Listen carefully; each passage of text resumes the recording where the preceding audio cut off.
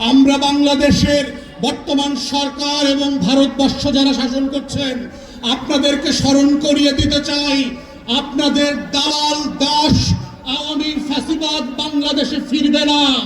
বাংলাদেশ বদলে গেছে, দাসত্বের শৃঙ্খল এই দেশের মানুষ ভেঙে ফেলেছে, সেই দাসত্ব আর ফিরবে না।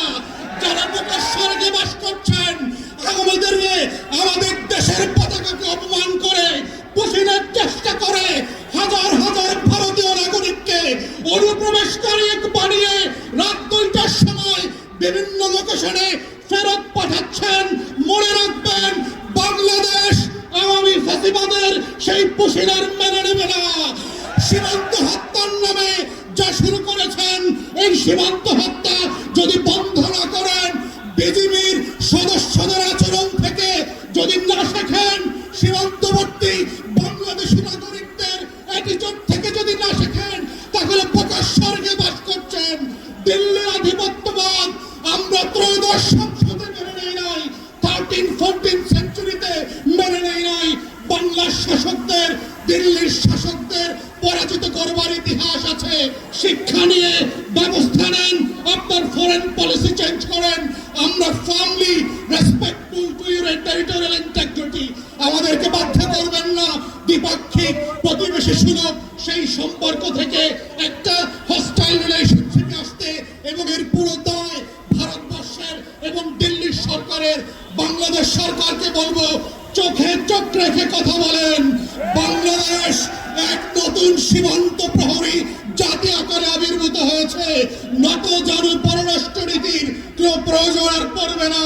আসেন, আপনারা যতদিন সাহসীভাবে ভূমিকা রাখবেন, বাংলাদেশের প্রত্যেকটা নাগরিক 11 দল হোক আর 11 দলের বাইরে হোক, আমরা আপনাদের পাশে থাকবো লাল সবুজের পতাকাকে পাহারা দেওয়ার জন্য। সেই আহ্বান রেখে আমার বক্তব্য এখানেই শেষ করছি।